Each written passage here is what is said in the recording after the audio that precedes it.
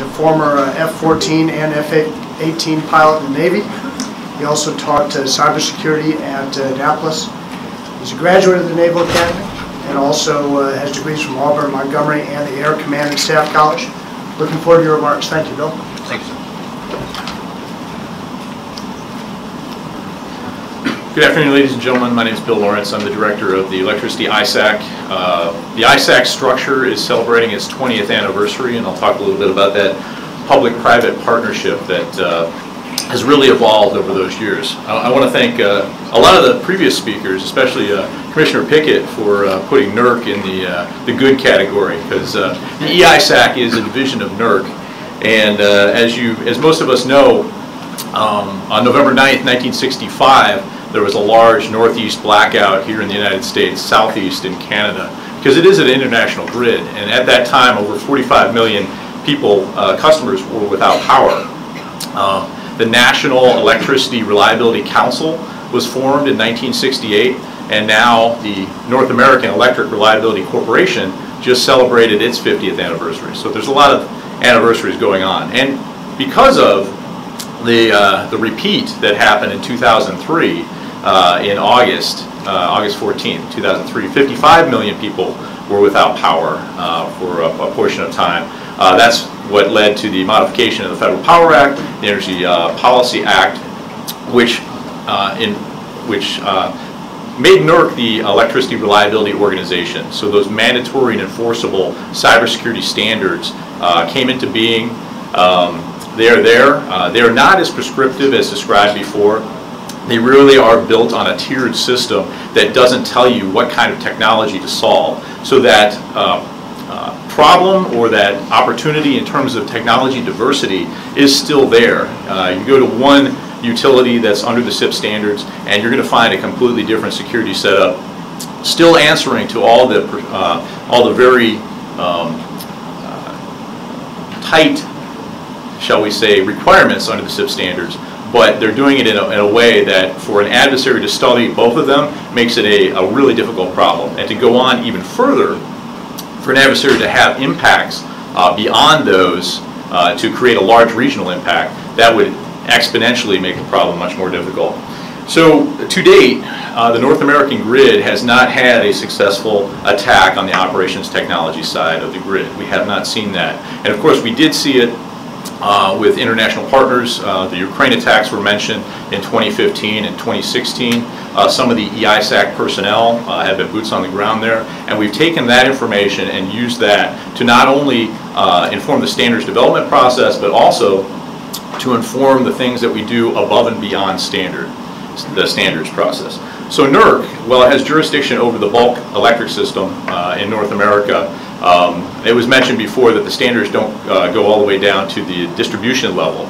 It's just over the generation and transmission of bulk electric power. That's where the mission of the Electricity ISAC actually continues. Our mission is to reduce cyber and physical security risk to the electricity industry across North America through unique insight, leadership, and collaboration. And I'll tell you a few ways that we do that.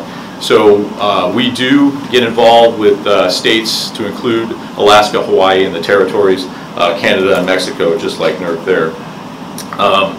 So we got those lessons that we learned from Ukraine, and in fact we were already thinking of the types of attacks that were used there as well in several other situations.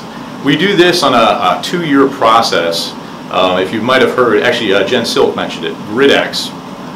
NERC and the EISAC plan and execute GridX, but we do it with a public-private partnership with a lot of the experts that I've already mentioned in the room. Rob Lee, Andy Bachman are a couple of the usual suspects that come together. And they thought of those kind of modular malware attacks all the way back in GridX 3, back in 2015. So we've been doing it beforehand. As soon as we did GridX 3, that's when the lights went out for about 12 hours in Ukraine for 225,000 people. So I mentioned the strong public-private partnership. So DOE, as our sector-specific agency, devotes a lot of resources, and you heard a lot of the programs that they're doing there. But they also partner with an industry-led group called the Electricity Subsector Coordinating Council. This is under the DHS structure where there's a sector-specific agency for each critical sector. And the ESCC is a CEO-led group of about 30 CEOs representing investor-owned utilities as well as public power and co-ops. And that group, when they get together for the executive tabletop portion of GridX, we really talk about a catastrophic attack, both cyber and physical, that would break the grid and take us down to the level where we really need help from first responders, law enforcement, the intelligence community, the Defense Department, get all those folks in the room and talk about the gaps that might exist, both in terms of strategic outlook and the policies and projects that we can work together on to close those gaps.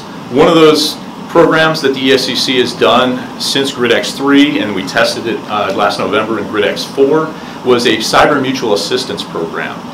There's over 140 different electric utilities in US and Canada that are part of that. They have knowledge of their skill in their workforce, and if a cyber attack was to impact an organization, they'd be able to share not only the expertise, but actually get folks onto those systems in a trusted manner so that they can take over some of the day-to-day operations and the other folks can concentrate on the forensics. One of the other programs that DOE generated is called CRISP. That's the Cybersecurity Risk Information Sharing Program. And that was based on DOE and national-wide exercise like GridX, or doing something just between a electric utility and some of their suppliers, their government, understanding what the problem is and trying to raise the bar collectively. So thank you very much for your time.